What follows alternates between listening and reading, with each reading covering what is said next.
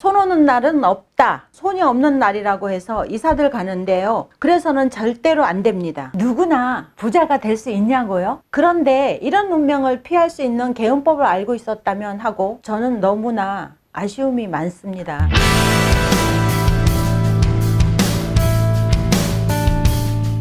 불행한 사주를 피해가는 개운법을 오랫동안 연구한 여산 서윤혜입니다. 안녕하세요. 반갑습니다.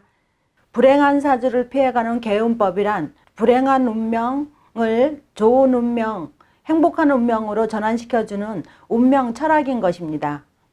당신도 운명 철학 개운법을 통해서 행복하고 건강한 멋진 인생을 사세요.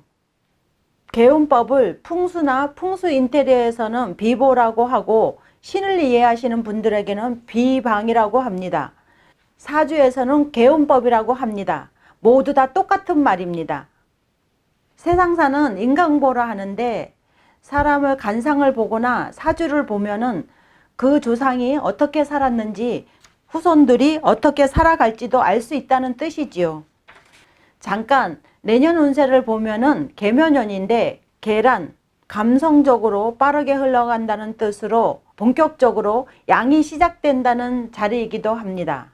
묘란 산속의 토끼가 물만 먹고 가듯이 그것도 새벽에 일어나서 움직인다, 활발하게 활동한다는 뜻을 뜻하기도 합니다.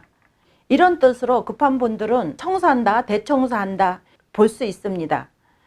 움직여야만 되는 상황이 앱으로부터 오는 시기라고 볼 수 있습니다.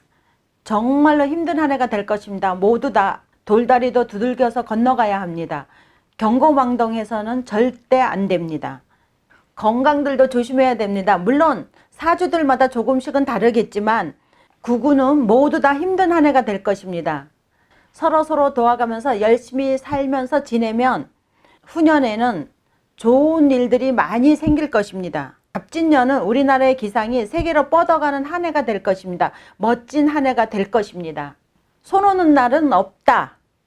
이사택일에 대해서 잠깐 어느 방송인가 꼬집어서 말할 수는 없는데 손 오는 날은 없다라는 방송이 있더군요.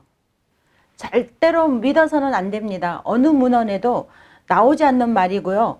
우리나라에서 이사택일 박사이신 이수동 박사님께 제가 확인도 또 한 번 했습니다. 흔히 말하는 이사 날짜는 음력으로 9일, 10일, 19일, 20일, 29일, 30일 9자나 10자 들어가는 날은 손이 없는 날이라고 해서 이사들 가는데요. 그래서는 절대로 안 됩니다. 아니 아예 이사 가는 날이라고 달력에 딱 찍혀서 나오는 달력도 있더군요. 이것은 이삿짐센터에서 돈 버는 날이라고 딱 이렇게 생각하시면 됩니다. 이것은 낯 놓고 기억다도 모르는 소리고요. 이사 가는 날은 꼭 잡아서 가야 합니다. 이것이 새로운 하나의 개운법 중에 하나인 것입니다. 어느 날 우리가 어디를 갔는데 교통사고를 당했다든가 산이 무너졌다든가 건물이 무너졌다든가 다쳤다든가 비명행사로 죽음까지도 이르게 하는 사건 사고는 모두 다 이사 날짜와 방향을 나하고 안 맞거나 잘못 갔기 때문입니다.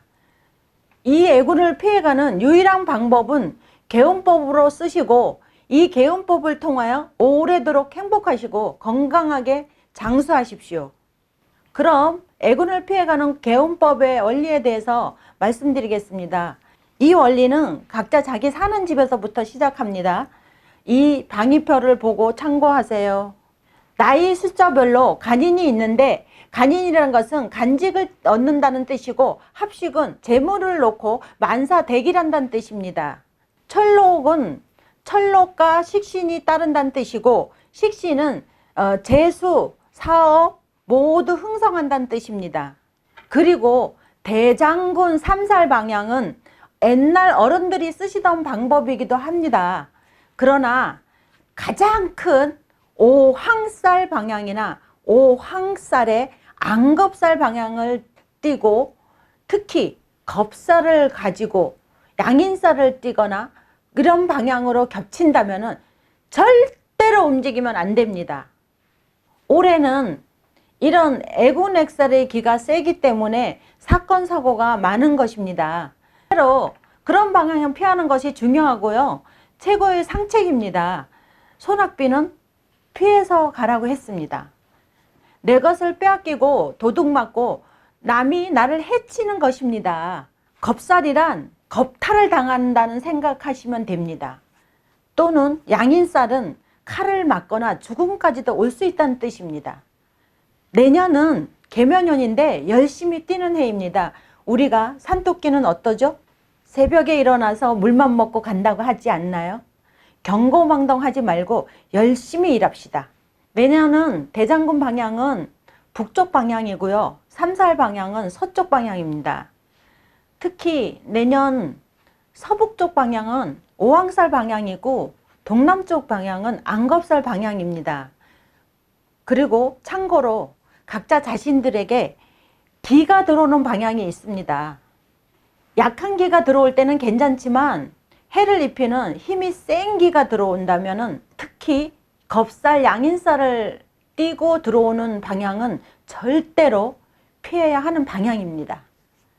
왜? 옛날 어른들이 올해는 물가에 가지 마라 이렇게 말씀하신 것을 들은 적이 있을 것입니다. 산이 무너졌다, 건물이 무너졌다, 교통사고가 났다, 다치거나 죽을 수 있는 이런 방향들은 각자의 사주를 가지고 개운하는 것입니다. 그런데 이런 운명을 피할 수 있는 개운법을 알고 있었다면 하고 저는 너무나 아쉬움이 많습니다. 저는 개운법을 오랫동안 연구한 사람으로서 사람을 보면은 그분의 운명이 보입니다. 자, 여러분, 우리 모두 다 나쁜 것은 피해가고요. 좋은 것만 찾아서 인생을 즐겁게 함께 합시다. 누구나 부자가 될 수 있냐고요? 사람들은 누구나 간상대로 삽니다. 왜? 간상의 심상이라 하지만 심상이 나타나는 것이 간상이기 때문입니다. 우리는 간상만 보아도 이 사람이 병이 있다, 나쁜 일이 생길 것 같다, 이런 모든 것들을 다 알 수 있습니다. 간상은 좋은데 현재 가난한 사람이 있습니다. 반드시 그 사람은 부자가 됩니다. 왜? 간상대로 살기 때문에.